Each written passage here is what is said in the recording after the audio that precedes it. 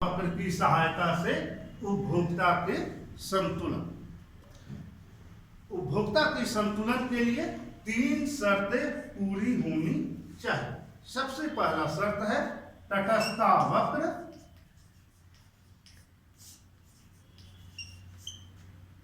उत्तल हो अर्थात कॉन्वेक्स हो। किधर? केंद्र की ओर। केंद्र की ओर कैसी होनी चाहिए? तटस्थता वक्र उत्तल होनी चाहिए। दूसरी शर्त है मूल्य रेखा या बजट रेखा, दोनों एक ही चीज है। कहीं मूल्य रेखा आपको किसी बुक में मिलेगा, किसी बुक में बजट रेखा। मूल्य रेखा को प्राइस लाइन शॉर्ट में पीएल से दर्शाते हैं और बजट रेखा को बजट लाइन बीएल से दर्शाते हैं। बजट मूल्य रेखा या बजट लाइन तथा तटस्थता वक्र आपस में लंबवत हों, टेंजेंट, तथा तीसरी शर्त पूरी होनी चाहिए सीमांत प्रतिस्थापन की दर, मार्जिनल रेट ऑफ सब्स्टिट्यूशन, ऋणात्मक होनी चाहिए। इन तीन शर्तों के पूरी होने पर ही उपभोक्ता संतुलन में होता है। यह तीनों आप लोग पढ़ चुके हैं, समझ चुके हैं। तीनों के पॉइंट कॉन्वेक्स होना चाहिए, कॉनकेव होगा तो हमारी तटस्थता वक्र सही नहीं होगी, वह हॉरिजॉन्टल भी नहीं हो सकता है, वर्टिकल भी नहीं हो सकता है। मूल्य रेखा और तटस्थता वक्र लंबवत। अब आम बोलचाल में यह समझ लें कि दोनों स्पर्श करें, उसे प्रतिच्छेद न करे, उसे काटे नहीं, तथा सीमांत प्रतिस्थापन की दर ऋणात्मक होनी चाहिए। अर्थात एक वस्तु जो उपभोक्ता अतिरिक्त इकाई प्राप्त करता है उसके बदले में वह दूसरी वस्तु की जो मात्रा त्याग करने के लिए तत्पर होता है, सीमांत प्रतिस्थापन की दर कहलाता है, वह ऋणात्मक होनी चाहिए। इन तीनों शर्तों के पूरा होने पर किस प्रकार संतुलन होगा, इसे हम लोग निम्न रेखा चित्र से आसानी से समझ सकते हैं।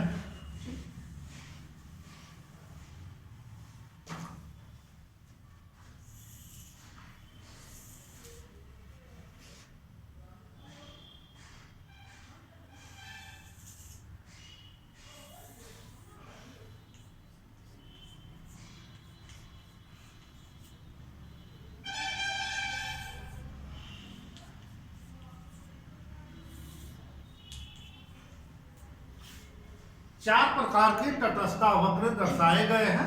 IC1 जो कि उत्तल है, IC2 जो अवतल है, IC3 उदग्र रेखा है, IC4 क्षैतिज वक्र है। तो परिभाषा के अनुसार तटस्थता वक्र सही कौन सा है? IC1, IC2 नहीं होंगे क्योंकि यह अवतल है, IC3, IC4 क्षैतिज एवं उदग्र है, इसलिए यह भी नहीं होगी। तो तटस्थता वक्र की सही शेप आकार क्या होता है? अवतल। इसलिए तटस्थता वक्र सही कौन सा है? IC1। संतुलन के लिए हमें क्या क्या चाहिए? तटस्थता वक्र उत्तल हो, दूसरा मूल्य रेखा, मान लेते हैं उपभोक्ता की आय के अनुसार मूल्य रेखा या बजट रेखा PL है।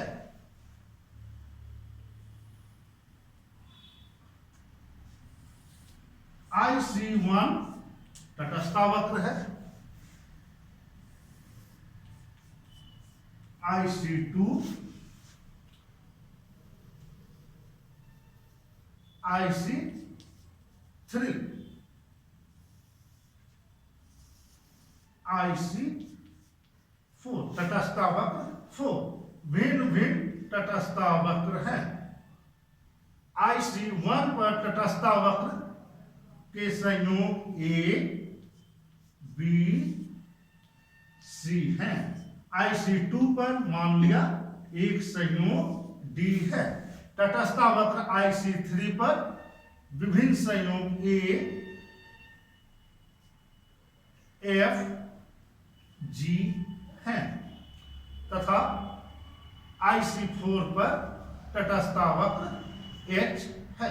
अब उपभोक्ता संतुलन में कहां होगा?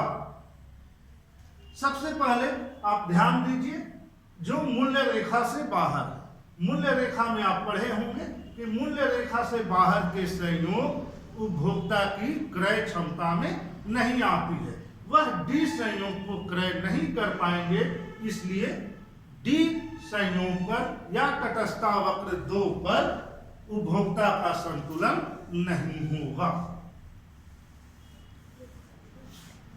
अब हम लोग देखते हैं IC4। हमारे संतुलन की शर्त है तटस्थता वक्र एवं मूल्य रेखा PL एवं तटस्थता वक्र IC4 क्या होनी चाहिए? लंबवत होनी चाहिए, लेकिन तटस्थता वक्र मूल्य रेखा को प्रतिच्छेद कर दे रही है, इसलिए उपभोक्ता का संतुलन IC4 पर भी नहीं होगा।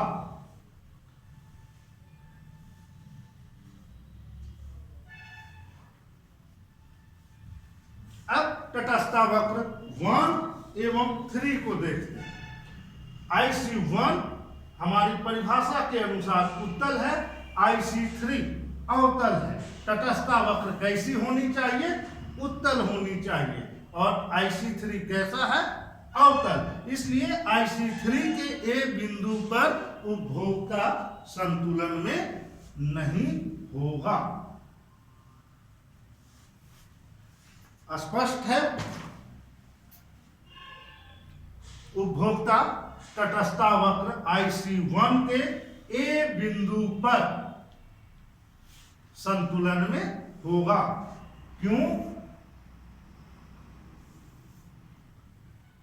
क्योंकि A बिंदु पर तीनों शर्तें पूरी हो रही हैं। पहला शर्त इंडिफरेंस कर्व अवतल होनी चाहिए, कॉन्वेक्स होनी चाहिए, यह पूरी हो रही है। दूसरा शर्त इंडिफरेंस कर्व और मूल्य रेखा प्राइस लाइन लंबवत हो, टेंजेंट हो। दूसरी शर्त A बिंदु पर पूरी हो रही है, C एवं D बिंदु पर मूल्य रेखा स्पर्श नहीं कर रही है, लंबवत नहीं है, इसलिए C एवं D बिंदु पर भी उपभोक्ता संतुलन में नहीं होगा। और A बिंदु पर स्पष्ट है संतुलन की तीसरी शर्त मार्जिनल रेट ऑफ सब्स्टिट्यूशन, सीमांत प्रतिस्थापन की दर निगेटिव ऋणात्मक है। तीनों शर्तें A संयोग पर पूरी हो रही है, इसलिए उपभोक्ता संतुलन में A बिंदु पर होगा और वह इस स्थिति में X वस्तु की OX मात्रा तथा Y वस्तु की OY मात्रा का उपभोग करेगा। इस संयोग पर उपभोक्ता X वस्तु की OX मात्रा, Y वस्तु की OY मात्रा का उपभोग कर संतुलन में होगा। एक बार और पुनः ग्राफ का वर्णन कर देना है।